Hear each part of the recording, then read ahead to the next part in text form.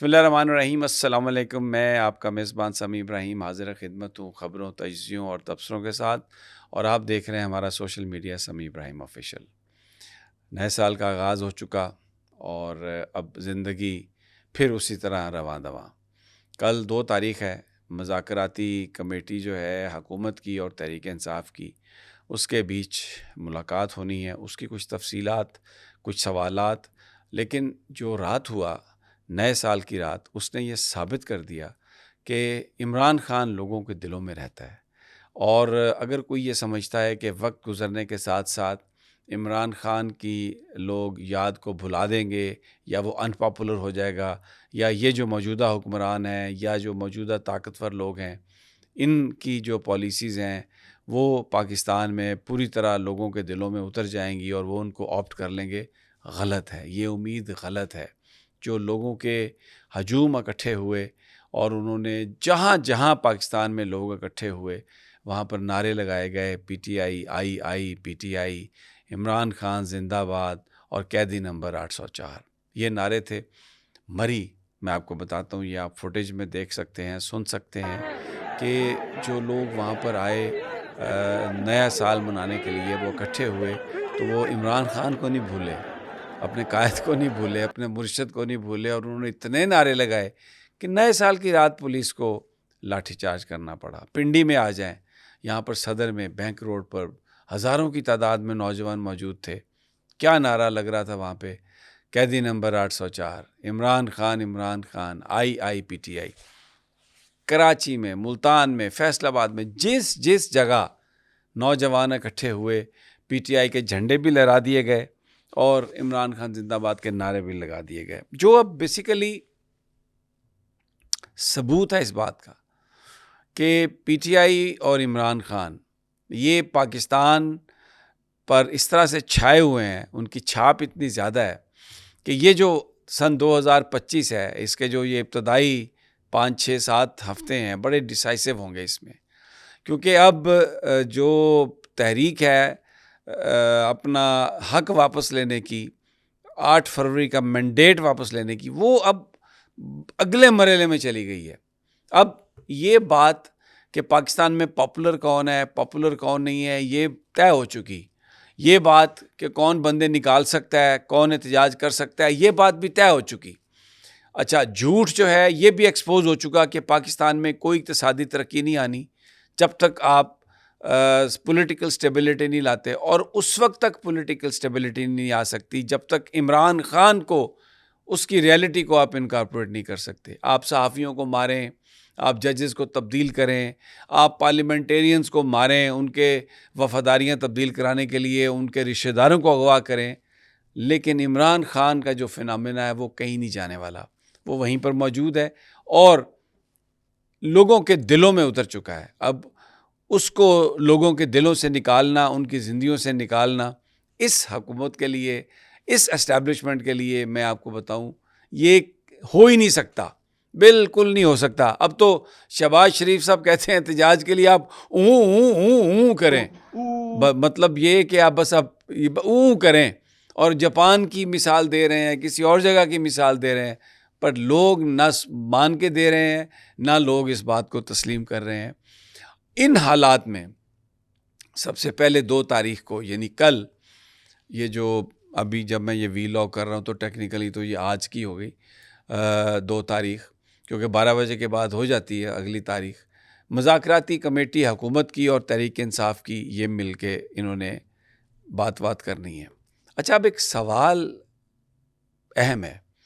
عمران خان یہ کہہ چکے ہیں کہ میں کوئی ڈیل نہیں لوں گا، میں ڈیل کے نتیجے میں باہر نہیں آؤں گا، میری ہڈیاں آ جائیں گی، میں اس وقت تک جو سول ڈس اوبیڈینس ہے، جس میں بیرون ملک پاکستانیوں سے کہا گیا ہے کہ وہ اپنے گھروں میں پیسے بھی نہ بھیجیں تھرو بینکنگ چینل، تو پھر یہ وہ اپیل بھی واپس نہیں لیں گے اور احتجاج ختم نہیں کریں گے جوڈیشل کمیشن کے قیام تک، تو یہ کس بات کی یہ مذاکرات ہونے ہیں؟ کس لیے مذاکرات کیے جا رہے ہیں؟ اچھا، اب کل یعنی آج یہ سب سے پہلے تو پی ٹی آئی کی مذاکراتی کمیٹی جو ہے یہ خود بیٹھے گی اور یہ طے کرے گی. پھر اس کے بعد اب نون لیگ یہ کہتی ہے کہ جی آپ ہمیں تحریری دیں وہ اپنے مطالبات. اچھا اب اس کے جب وہ تحریری مطالبات لے لیں گے تو وہ جو کیا کریں گے، وہ تحریری مطالبات اس لیے نہیں لے رہے کہ وہ کچھ سنجیدہ ہیں، عمران خان کو چھوڑنا چاہتے ہیں، اس ملک میں پی ٹی آئی کے ساتھ کوئی مذاکرات کرنا چاہتے ہیں. وہ صرف اور صرف اس کو استعمال کریں گے کیونکہ اس میں ظاہر ایک ڈیمانڈ ہوگی کہ سیاسی قیدیوں کو رہا کیا جائے فلاں، تو کہیں گے یہ دیکھیں جی این آر او مانگتے ہیں، یہ جناب یہ این آر او مانگتے ہیں. وہ اپنا صرف اس لیے مانگ رہے ہیں سارا یہ جو ایک ٹائم مانگ رہے ہیں اور تحریری طور پر مانگ رہے ہیں. رانا ثناء اللہ یہ کہہ چکے ہیں کہ 9 مئی کر کے جو واقعات میں ملوث لوگ ہیں اور 26 نومبر کو جو گرفتار ہوئے یا پکڑے گئے، ہم ان کو سیاسی قیدی تسلیم ہی نہیں کرتے. وہ کہتے ہیں کہ ہم ان کو سمجھتے ہیں کہ وہ انتشاری تھے، وہ دہشت گرد تھے. تو مجھے بتائیے، عمران خان کہتے ہیں کہ جب تک 26 نومبر کا نہیں جوڈیشل کمیشن بنانے کا اعلان ہوگا اور یہ جو لوگ پکڑے گئے ہیں پولیٹیکل پریزنرز، ان کو جب تک آپ رہا نہیں کرتے تو کوئی مذاکرات نہیں ہے، میں کوئی کسی طریقے سے جو تحریک ہے جو میں نے اعلان کیا ہے میں اس کو واپس نہیں لوں گا. تو میرا ایک بڑا سوال ہے کہ پھر یہ مذاکرات کس لیے؟ یہ مذاکرات کے بعد یہ عمران خان کے پاس جائیں گے اور پھر جا کے یہ کہیں گے کہ جناب آپ بنی گالا شفٹ ہو جائیں، آپ نتھیا گلی ریسٹ ہاؤس. کیونکہ ان سب سے جب سے آپ ان سے بات کریں تو کہتے ہیں کہ دیکھیں یار خان صاحب کو باہر تو نکالنا ہوگا نا یار جیل سے، وہاں پر کیسے ہو سکتا ہے سب کچھ. یہ بھی وہ ایکسکیوز می، یہ بات بھی وہ کوئی، میں اپنا ذاتی اوپینین دے رہا ہوں، یہ کہ وہ خان صاحب کی محبت میں نہیں دے رہا ہے. ایون پی ٹی آئی کی قیادت جو ہے ان کی بیسیکلی یہ خود کمپرومائزڈ ہیں اور یہ چاہتے ہیں کہ خان کو کسی طریقے سے وہاں سے باہر نکالیں. کیوں خان کو کیوں حکومت وہاں پہ باہر نکالنا چاہتی ہے؟ اس لیے کہ وہ یہ کہہ سکے کہ ریلیف دے دیا ہم نے، جیل میں تھا، اب جیل سے اب ڈیل کر لی ہے اس نے، اب ہم نے اس کو گھر میں شفٹ کر دیا ہے یا کسی ریسٹ ہاؤس میں شفٹ کر دیا ہے تو ڈیل تو ہو گئی ہے. تو آپ یہ دیکھیں کہ جو پولیٹیکل کرائسس ہے پاکستان کا، کہ جو اقتصادی ترقی جس کی وجہ سے رکی ہوئی ہے، اس کو حل کرنے میں یہ کوئی سنجیدہ نہیں ہے. نہ طاقتور حلقے سنجیدہ ہیں، نہ یہ حکومت سنجیدہ ہے. اور انفارچونیٹلی جو پی ٹی آئی کی بیچ کی جو سیکنڈ ٹیئر لیڈرشپ ہے، وہ بھی، میں معافی چاہتا ہوں، بڑی لجاجت سے عرض کرتا ہوں، وہ بھی ان کی یہ ترجیحات میں نہیں ہے. پاکستان کے حالات، پاکستان کا مخدوش مستقبل، اس کے حوالے سے پریشان کون ہے؟ پاکستان کے لوگ اور اس کے ساتھ ساتھ عمران خان. اسی لیے عمران خان نے اب ڈائریکٹ اپنا تعلق جو ہے وہ لوگوں سے، اور جو بھی بات ہو رہی ہے، جو بھی ڈیمانڈ ہو رہی ہے، وہ ڈائریکٹلی وہ کر رہے ہیں. اب پولیٹیکل لوگ جو ہیں وہ اپنی دیتے ہیں، ساری وکلاء بھی کرتے ہیں، اپنا صلاح مشورہ دیتے ہیں. ایک تو عمران خان صاحب نے حامد خان کو بلایا کہ آپ ان کو لے کے آئیں، ان کے ساتھ بات چیت ہوگی.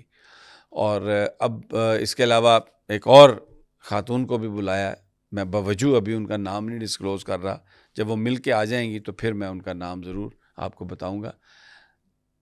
فیڈ بیک کے لیے، گفتگو کے لیے، یہ جو سب لوگ جا کے مختلف لوگوں کو بیچتے ہیں نا کہ فلاں بندہ شام کے پروگرام میں 5 پروگرام میں بیٹھا رہا، فلاں 5 کے پروگرام میں بیٹھا رہا، خان صاحب اس بات کا جواب بھی نہیں دیتے.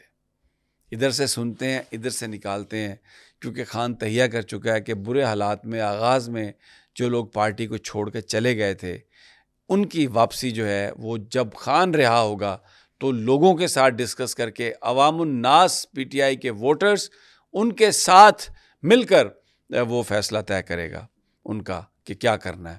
اور دوسری بات، میں پھر یہ سوال کرتا ہوں، کس لیے مذاکرات؟ خان صاحب نے کہا ہے میں باہر نکلوں گا، احتجاجی جلسے بھی کروں گا، پورے پاکستان میں جاؤں گا، ہر جگہ پبلک اوپینین جو ہے اس کو موبلائز کروں گا. تو پھر نہ وہ تحریک واپس لے رہا ہے، نہ وہ جلسوں سے باز آ رہا ہے، تو نہ وہ کہیں ریسٹ ہاؤس میں جانا چاہتا ہے.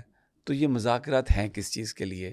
اور یہ مذاکرات کرنے والے کس چیز کی بغلیں بجا رہے ہیں؟ مجھے اس بات کی سمجھ نہیں آتی. اور پھر وہ لوگ جو کہتے ہیں کہ جی یہ 9 مئی اور 26 نومبر کے لوگ دہشت گرد ہیں، ہم ان کو سیاسی پریزنر مانتے ہی نہیں ہیں، تو بات کہاں آگے بڑھے گی؟